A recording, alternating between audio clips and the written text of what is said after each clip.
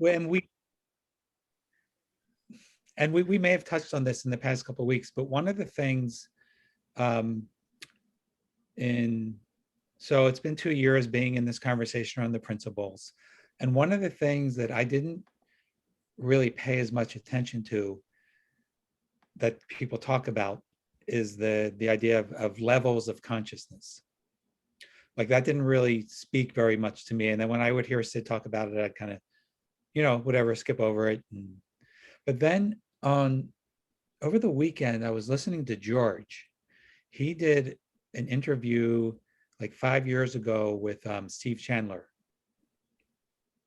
And he talks about his story, meeting Sid, that that beautiful story he talks about. But then he started talking he said, one of the things that changed for him, and I'm paraphrasing, so he said that he always believed that you needed to have awareness in order to kind of like solve your problems or grow in life or something. And he said Sid told him that that's like the worst thing. You don't want to have awareness. Like and it was a little strange for me because then you're thinking about your problems. You don't want to be aware of your problems. And what George said, what you want is you want a higher level of consciousness. So there was that term, and George said something like, when your level of consciousness goes up, then you see answers to your problems. And then he also said then, though, when your level of consciousness goes up, then you have a whole new set of challenges to deal with. Once your level goes up. And something in the way he was talking about it really hit me in a good way, because he said, so level of consciousness, maybe I'm saying this, maybe other people have been saying this, to me is the same thing as your level of understanding.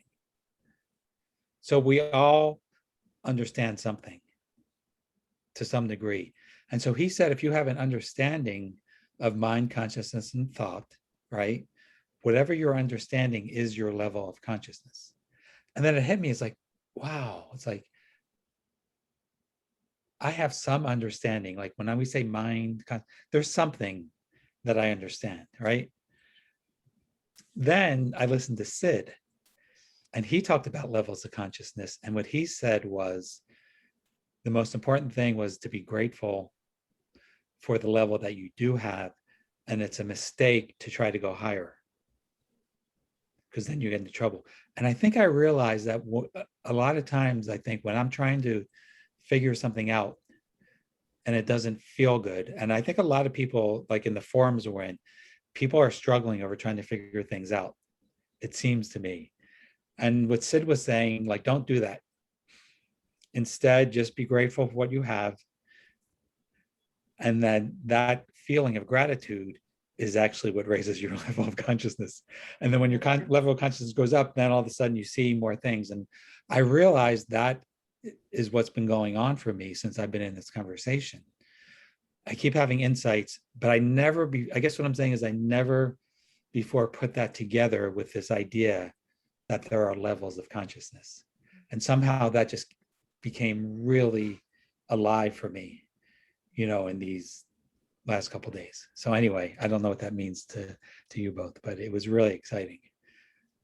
I love that. Yeah. So much I could say about that. Let me send it over to you, Pallavi. And No, I love that. It was beautiful how you described that, and I also have this experience of slowly putting stuff together, and I think that's an example for levels of consciousness too, like how suddenly you see, this means that, and suddenly stuff makes sense. And to me, the way Sid describes levels of consciousness is very helpful, because sometimes it's hard to answer questions. Like, for example, I was talking with Laurie, I think about it, at some points in the missing links, it says you don't have control over other people's thoughts, but you have control over your own thoughts, and to me, it was interesting to see that it depends on my level of understanding or my level of consciousness, the way I hear that, because Mhm. I can't control my thinking with my thinking, but depending on my level of understanding, something changes, and I might hear these things differently. And I feel like I hear what Sid is saying differently, like all the time. Like I hear something and I think, Yeah, oh wow, that's great. And isn't then that three great? days later I hear it again and I think, oh, that's what he meant. And Yeah, so I think the level of consciousness thing is very alive for me too. And it's very yeah, helpful, like to, yeah, and also that it's kind of fluid. Like I look at it the way that I have like some level of understanding, but it's also going up and down with my mood and during the yeah. days and weeks. um and it's very helpful for me to see that. And when Oh, I have a bad day and I don't understand anything, like I don't worry so much anymore. I just think, exactly, okay, will be better again tomorrow. exactly. Yeah, that's great. That's great. Oh, I love the way you describe that. It's very similar. Yeah. Uh, and it kind of strikes me as that's also, it seems like why, I don't know if you ever feel this, but you keep having the same insight over and over again, but All the time. it feels like, wow, this is the same thing, but it feels Yeah. it's higher. Yeah. It's beautiful. Yeah. Yeah, yeah. Tom, hearing your insight, that in itself was a great example of what happens when you rise in levels of consciousness. You start seeing more. You Mhm. understand more. Your understanding increases. And I love that, Pallavi, that it coincides also, our levels of confidence coincide with moods.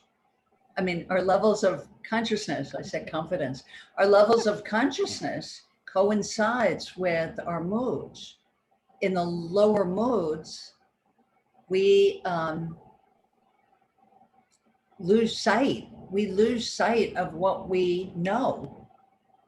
So really, what you started out talking about, that it's the wrong direction to try to figure out a problem. Yeah, Problems solve themselves and when we just look for a nicer feeling, yeah, right? I mean, Sid said that so many times. You look for a nicer feeling, your level of consciousness rises as a result. And then guess what? You start seeing more. And George also used that elevator metaphor, right? When you're in the lower modes, lower levels of consciousness, you're in the basement. There's no windows, you can't see. Mhm. But you rise up, if you're in the penthouse, my gosh, you get a full view, you get so much clarity, you see where you are in Mhm. relationship to everything else. I just love that metaphor. And he also used to talk about above the line of stress. This is George now. Above the line of stress and below the line of stress. He would even draw it, on a flip chart. And below the line of stress is like at the bottom, you're really frustrated and angry. And, of course, it goes lower than that, but we'll start at that level. And then you have a little breathing space, a little clarity of mind, and you rise up another notch and you're more at disappointed. You're still stressed, though. You're still below that line, so you're still stressed. You relax a little more. Then you start moving above the line of stress where you have more clarity and you're more relaxed. And that can travel all the way up to um, feeling pretty elated. And gratitude is definitely, who experiences stress when they're feeling grateful? Right. I think it's impossible. I, you know, I mean, maybe you're feeling stressed and then all of a sudden you have a thought of, gee, but I'm so grateful for this. And man, stress pretty much disappears with that new thought, that one new thought of gratitude. Dude. I mean, it's Yeah. so fascinating, isn't it, to look at how we can all relate. We all have that same experience going through our individual lives. So Sid saw something. Saw something really big, right? Yeah, yeah, yeah. That's awesome. Huge. And gratitude is actually, to me, I think what I saw in that moment, gratitude is so easy to find. It's so easy to find. And Sid actually did say, I think it was in the Great Illusion, because that was the one I was watching. I think he will often say, look for a feeling, but in this particular video, he said he named the feeling as gratitude. Other times he just says a nice feeling or a beautiful feeling, but in this one he said gratitude is the feeling you're going for. So, and that's Yeah. the thing is, it's Yeah. so easy to find. Yeah. If it occurs to you to look for it, you can always find gratitude, I feel. Always. Always. Yeah. I for me it's easier to find happiness actually. Nice.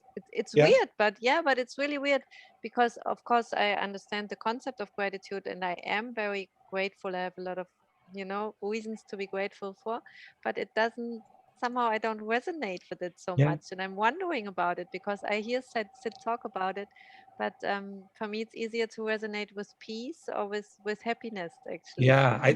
I think you're right, Pallavi. There's probably a dozen, if not 100 Yeah. words for it or ways of relating to it. And I actually felt that as you were saying that you related to happiness. I felt it. And in some ways you can't really even put a word on it. Yeah. It's just exactly a Yeah. nice feeling. Yeah. So we're back to that. Yeah. We're back to that piece. Did I tell you guys, I might have said this on one of Hannah's calls or before. I was it was about 2 years ago after I had just gotten into this, and I was having acupuncture. And so I was really thinking about what Sid was saying about a nice feeling. So I was having acupuncture and I was laying down, relaxed. And I thought, well, I don't have anything to do. I'm going to try to find a nice feeling.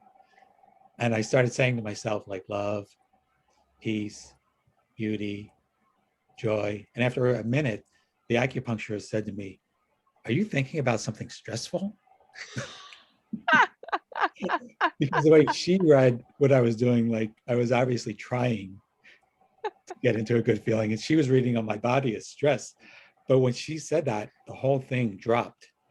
And I swear I went through like 2 hours of bliss Oh, when I dropped nice. it. That's a great, great Cool. story. Trying, right? Trying to have a Yeah. nice feeling is a lot like trying to figure out Yeah. the answer to a problem. Totally. Yeah. Yeah. That's not where problems get solved in the Yeah. brain, in trying, in working on something. They Mhm. get solved automatically when you're in a nicer frame of mind. Yeah. Yeah, but that's like a big thing, right? To realize it's not that you have to create a nice feeling. It's to understand that it's always there. Like to me, it feels like when I'm angry or upset or whatever, it's basically in a very limited space inside of myself. And Right. as soon as I step a little bit back, I see that all around it is still silence and peace. Yeah. And that's kind of a trick to me. It's like an optical illusion a little bit, you just have to look at the other side of it, and there the Yeah. nice feeling is already there. And I never, like, I think before I learned from Sid, I always thought I have to push the negative feeling away and create a nice feeling, and that's a lot of stress and trying, and it never worked out. So it's Yeah. a day Great and night point. difference. I Yeah. love that. And I love the example you just used about the optical illusion, because it shows you're looking at the same exact thing. Yeah. And then it flips or Yeah. shifts something, and then you see it. And yeah, that's Yeah. beautiful. Yeah.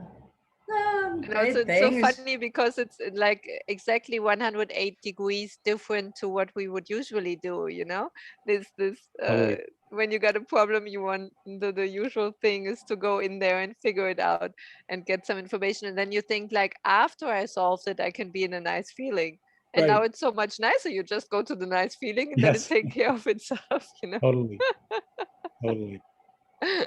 Yeah. Yeah, the words that Sid used about looking for a nice feeling, it to me is like point yourself in that direction. Yeah. Right. That there's negative and positive and happy and grateful and aggravated all around us. Mhm. It depends on what direction we're looking in. Mhm. It's tricky, isn't it? To, like I know I get a feeling of that, but to find the right words to Yeah. explain it is people hear things so differently. Yeah. Yeah. And it's kind of similar to a question that we get a lot in Hannah's group, which is like, well, how do I let go of my thinking? How, and it's like, because that's the interpretation that people come up with when they realize something about thought. But I don't know how many times probably you've had to, but it's totally normal, because people think, okay, now I have to change my thought or get rid of it or let it go. And it's like, you don't have to even do that. Right. Right. Before you jumped on, Tom, we were talking about the simplicity of what Sid saw, that it's so simple, but the brain wants to get in there and make it a thing or make it difficult or make it something you have to do or something you have to create or something you're in charge of. Mhm. That's really the letting go, isn't it? That letting go of being in charge of what's coming up next. And, just kind of, I get this image of floating Yeah. in the river of life. It'll bring you to the next place. Mhm. Mhm. I was texting to Hannah today that it kind of looks so funny to me that I seem to have two options. Like I can listen to my personal mind, which is basically simply made up out of everything I learned in the past, So it's very limited and very personal. And the other option is to listen to the infinite divine mind with, the intelligence of everything. And it should be so easy to choose which one to listen to, Yeah. Yeah. And what Loie just said, I have this feeling of like I'm becoming so curious of how would it feel if I would just stop to interfere so much Yeah. with, which was what life is doing and where it's flowing. And it feels nice simply to become curious and interested in that. It feels like a different direction, and that's Mhm. lovely. That's beautiful. Yeah. Yeah. Wow. Whoa. So we put the whole hour in for the 15 minutes, There right? we go. We're getting like super efficient for people. People who don't have time to bust the whole thing. Going right for the gold ring. We're not messing around I'm anymore. not messing around. Yeah, that was wow. Priceless stuff, really Yeah, priceless thank you. stuff. Thank you both. Thank you. Yeah. I love these discussions because then we have the rest of the day and it just makes the rest of my day seem to go so much easier. Mm-hmm. Mm-hmm. Yeah, getting together with you guys. Yeah, this is beautiful. Chewing on what we're seeing. Yep. Yeah, so cool. All right, so I'll see Pallavi next Wednesday, and Yeah. Tom, there's Monday at 8, and there's Hopefully. Wednesday How's the Monday? 5 your time. How has that been going? Have you done that 1 week? Yeah, Did you yeah, get a good yeah. turnout? So mostly people from the East Coast. That's why I Okay. made 8 o'clock on Monday. So it's really nice to get people from the East Coast on Eastern Standard Time. Right. Yeah. Which time is that for me? Late. Late. Ah, It's really yes. late for Okay. you. It's Yeah. No, okay. what, 6 hours later or something? I don't know. It's 9 p.m. here now. But I mean, it'll be 6 hours later, even more. Yeah, the middle of the night for you, Oh, Pallavi. okay. 3 o'clock in the morning. No. That's Cool. why I record these and I put them up on Yeah. our Facebook site. Yay. Yeah. Okay. All right. Well, good to see All you. right. Yeah. See you good to see online. you. Yeah, bye. See you in cyberspace.